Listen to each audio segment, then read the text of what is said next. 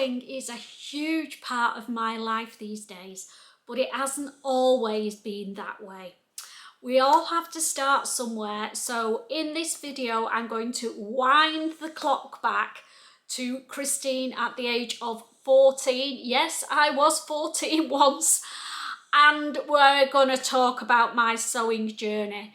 So if you're interested in finding out how I got from a 14-year-old girl with a mother who was addicted to sewing and how I've become a sewing addict myself, let's get started. Hi there, I'm Christine the Gemini Stitcher and welcome to my sewing space. Yes, you heard right, I started my sewing journey at the tender age of 14. My mum was addicted to sewing. I was a tiny girl, believe it or not, and when I left school at 16 I was still in a size 6, which in those days was very difficult to get hold of, particularly if you didn't want to look like a little girl. So I decided I was doing my own sewing. My mum was off the hook and I was going to hit the ground running, and the first thing that I made was a dress. So off I went to my local sewing shop with my mum for help and guidance, and I chose a dress I wanted to make, and I wanted to make it in a week, which for your first garment was a tad optimistic, I've got to admit now. But I had mum there to help me, and gosh, that was a week and a half that she will never forget. We argued a lot, we disagreed because we were both very strong-minded ladies, and in those days the only patterns that we had were the big 4 patterns, which you will know if you've looked at them yourselves, they're not always the easiest ones to follow with the instructions. They're very scant, they're open to interpretation, and that's where we disagreed quite a lot. Sometimes she was right and sometimes I was right, but I persevered. I got the dress finished. I'm not saying it was the perfect fit, but I was super proud that I'd made my own garment. I wore it to go out in on the town on a Friday night, and I got lots of compliments, so that was it. I was hooked. So I carried on sewing from the age of 14 until my early 20s, and then I fell out with sewing again. But before that, I married my lovely husband Nick, and me and my mum made my wedding dress together. So hopefully I'll be popping a pic of me and Nick on our wedding day, and then you can see the dress that I wore.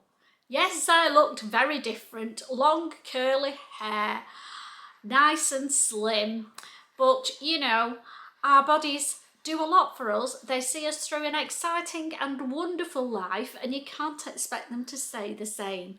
So my body, I'm proud of. It's served me well all these years, and now I want to clothe it in beautiful handmade garments. I carried on sewing my own garments up until probably about 25 years ago when my son was born. And then life took a turn. Everything had to go on the back burner, if you like. I was a new mum and I didn't have time for my sewing. I fell out of love with sewing garments for a while, probably because I didn't like my body shape at some point, and I wanted to try and get into the garments that I was sewing before I was pregnant, which we all know is nigh on impossible. I carried on sewing for the house. I made curtains, I made soft furnishings, I made cushions, anything really. I was really proud of my home and I wanted it to look nice, and that was the only way that I could really afford to furnish it, if you like, by creating things myself. So I did that for quite a while, and then that stopped, and I really don't know why. Maybe I lost my sojo, as they say these days. But then wind the clock forward to COVID.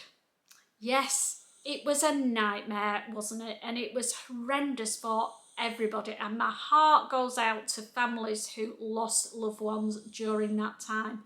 It was just, you look back and you just cannot believe that it happened. It was so, so bad. But out of bad things, good things come, don't they? And like a lot of sewers, I got back into sewing because we couldn't go out round the shops. We couldn't do anything to start off with. We were limited how long we could actually leave the flipping house, weren't we? So I dug my sewing machine out, and guess what? It didn't work. So because I couldn't go to my local repair shop, we weren't allowed to go anywhere. The only thing I could do was get something sorted online. So I bit the bullet and I invested in a new Brother sewing machine. And I've never looked back. So during lockdown, just out of interest, I made over 400 face masks. I sold them all as memory face masks for the Alzheimer's Society and raised quite a lot of money for them over the period of COVID. At one point, it was crazy. I just sold them through my local Facebook notice boards, and I would have people queuing round the close in the cars. It must have looked like I was drug dealing at one point. Because there was social distancing, they couldn't all just walk up to the house all at the same time. So I had to have a system going where the next person pulled to the end of the drive. I went out, left their masks at the end of the drive. They replaced it with an envelope with their money in. Went and collected the envelope, checked the contents, gave them the thumbs up. They drove off and the next one came up. Honestly, it was absolutely mental. But that got me my sewing bug back. And then at 55, I decided, actually, I'm going to take early retirement. Life is too short to be in a job that you're not enjoying. And that's what I did. So that is the point that I got back into dressmaking properly. Because I had a wardrobe full of clothes that were corporate wear, work wear, a lot of dark colours, quite boring if I'm honest now. Look at my wardrobe now with all its colours in, and I cannot believe how much black and grey I used to wear. So it was a turning point in my life. I needed to upgrade my wardrobe to the new lifestyle that I had. As no way on God's green earth I could have afforded to go out as a pensioner and just splurge on loads of new clothes. So I decided I was going to get back into dressmaking. And I went on a huge learning curve, believe you me. Because the last time I'd sewn any garments, there was just the big 4 patterns. There weren't any indie patterns. What on earth were they when they were at home? And fabrics had changed drastically. And there was no local fabric shop for me to just pop down to and have a look and chat about latest fabrics, etc., etc., and get advice and guidance. It had all gone. So what on earth do you do? Well, I'll tell you what I did, and maybe if you're getting back into sewing or you're a new sewer, it might help you too. So the first thing I did was look in my wardrobe, had a really good sort out, decided what I was never going to wear anymore because I wasn't working, and what I had that I loved.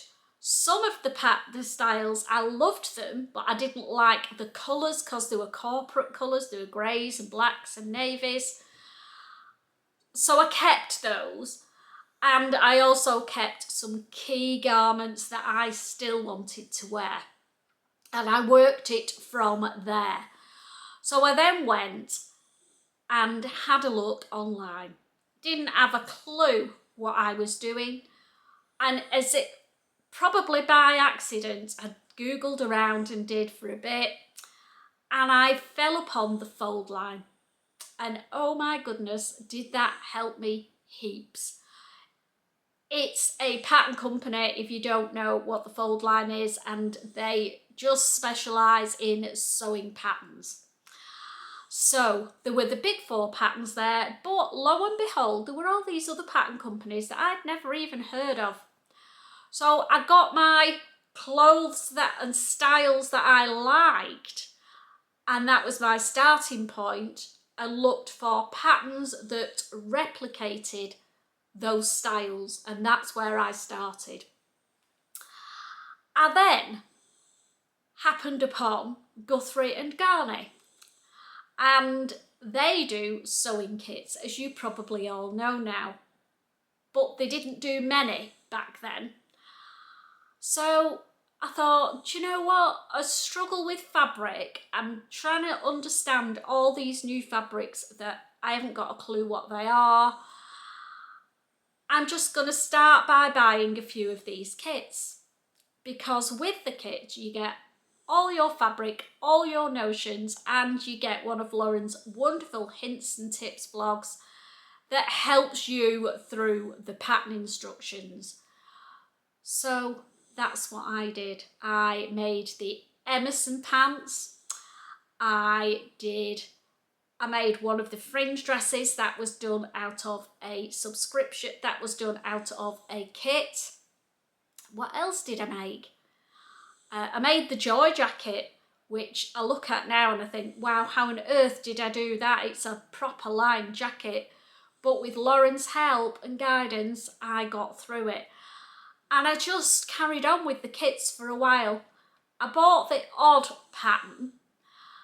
I looked at Tilly and the buttons, like a lot of newbies do, but I didn't really like her aesthetic. I was drawn towards sew over it patterns more, which aren't necessarily beginner patterns, but I was quite into vintage style clothing back then, and that was my starting point. So Guthrie and Garner kits, sew over it, a little bit of Tilly and the buttons.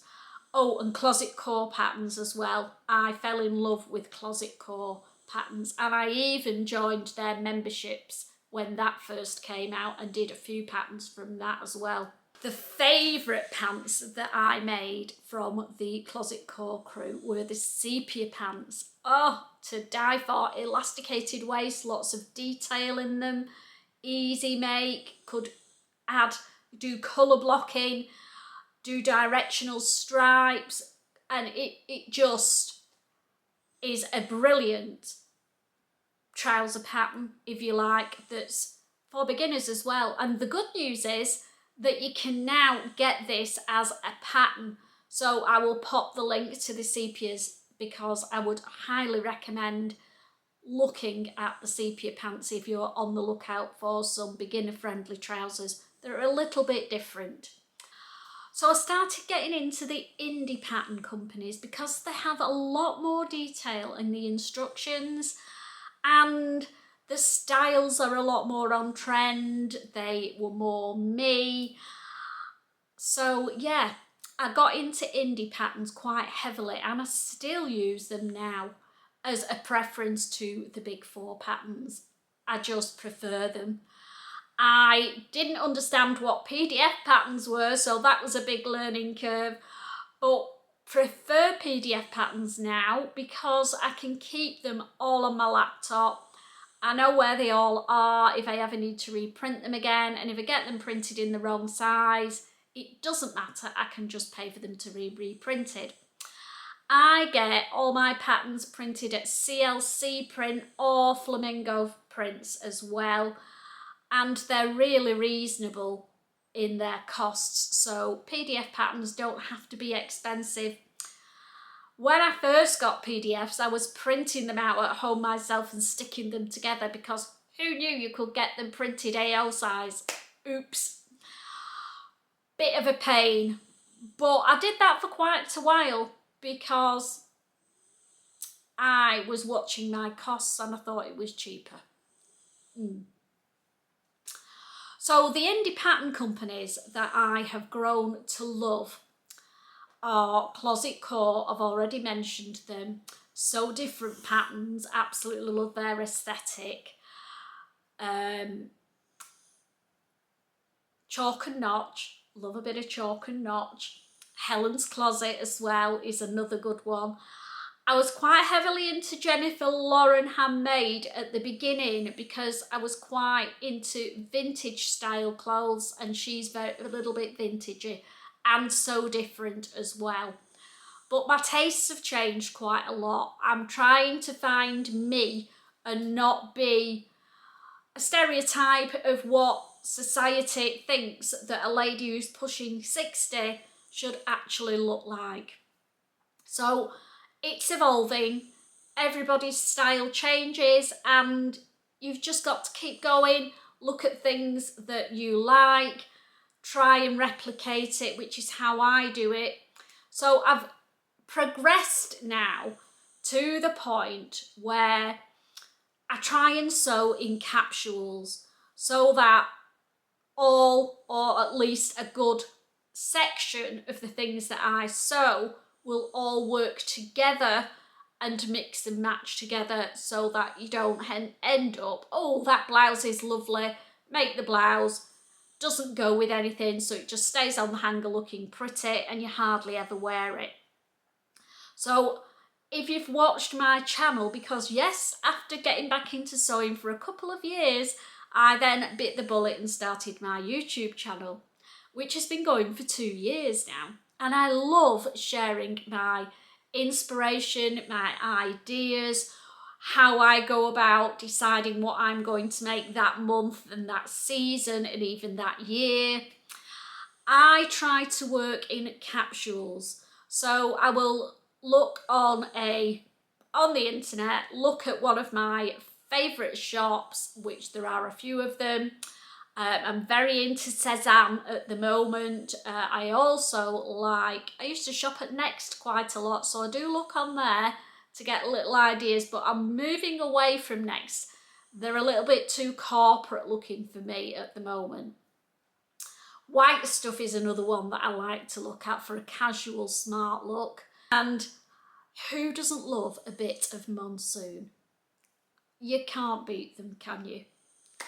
So I go online, I pick a shop that I like to shop at, or a few shops that I like to shop at, and I take screenshots of the garments that I'm liking. I then look through them all, narrow them down to a capsule of 5 or 6 garments, and then when I've decided on them for that season, then I look for patterns, and I just go on the fold line mainly, look for the patterns that look similar to those ones, or more importantly now, my pattern collection is getting ridiculous.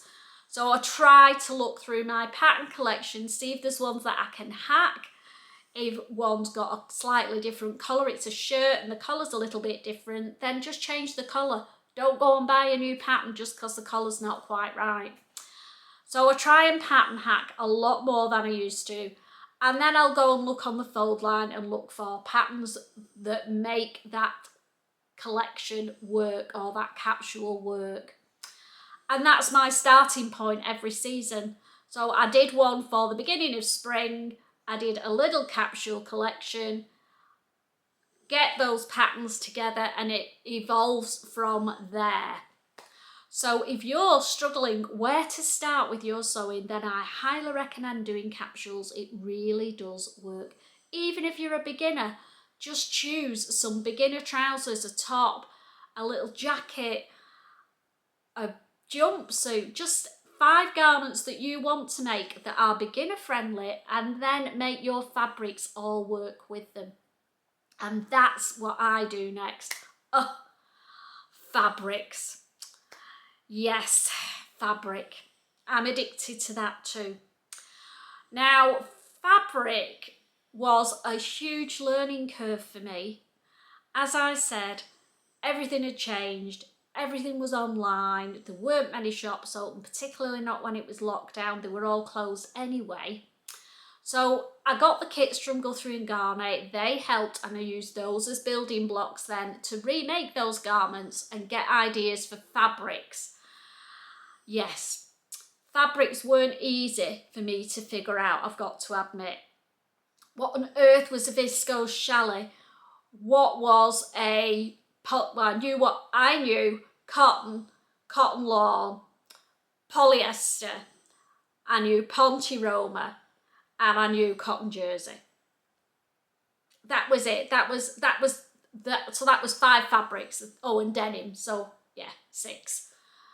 That I knew what I was buying. All these others, I didn't have a clue. I wasn't up to speed on eco-friendly fabrics. I had a big learning curve. So I did lots of reading. A lot of the fabric online shops have sections that explain the fabrics to you. So I highly recommend going and reading up on all the different fabric types, getting familiar with them. I made a lot of mistakes, but that's part of the learning curve. And now if I'm not 100%, if I'm like, oh, I'm not really sure that's going to work, but I love the fabric, I'll just order a sample of it. Lots of fabric stores will send you samples of the fabric, and then you can get a feel for them. You can see how floaty they are or how structured, and see if they work with the garment that you're creating and the look that you want to create. So yes, we all go through it, and it's a big learning curve. So when somebody says to me, oh, I want to learn how to sew, it's not just learning to sew, is it? It's learning how to thread a machine, how to use the sewing machine. Then it's learning pattern types, understanding them, how to cut something out without wasting loads of fabric. Understanding fabric. Will it work for the garment I want to make? Knowing your colours. That was another huge learning curve for me, because I'd been in the world of corporate wear for the last, I started work at 17 and I retired at 55. So do the maths, that's a long time wearing blacks and greys and boring colours, isn't it? And I think that's why I'm attracted to colour now. I can do it, it doesn't matter. I can wear what I want, when I want, and I can use any colours I want. So the world is my oyster, or the fabric is my oyster. But you do have to be careful. I've made mistakes, and there's a lot of trending at the moment about getting your colours done. I've not had mine done, I never have. I want to find these things and discover them for myself. I don't want somebody telling me, oh, that colour suits you, oh, stay away from those. There are things that I know anyway. I know that navy and black drain me. I know that pink, bright purples, a certain colour of blue brings the colour of my eyes out. You'll learn. If you're lucky enough to have a fabric shop near you, go in the fabric shop. It doesn't have to be the fabric that you like. Look at the colours, hold them up against you. If they've got a mirror, which they should have, hold the fabrics up to your face and see what it does. Does it brighten your face up? Does it deaden you? And just make mental notes, or make notes in your phone. Denim blue, perfect. Black, definite no. Just get yourself used to colour without actually buying anything. And that's the other thing you can do. Go round the shops.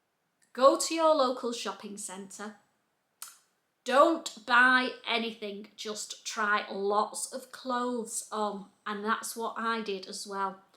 I went on a no shopping day, or a few of them. Took my phone with me. Took loads of clothes into changing rooms, tried them on. When I put something on and thought, I absolutely love this on me, take an image of it in the mirror. I ended up with, a lot of images. Look through it, then get home, spend your time, look through them all, make yourself a mood board. Narrow it down to looks that really suit you and use that as your building blocks to create your first capsule. That's what I did.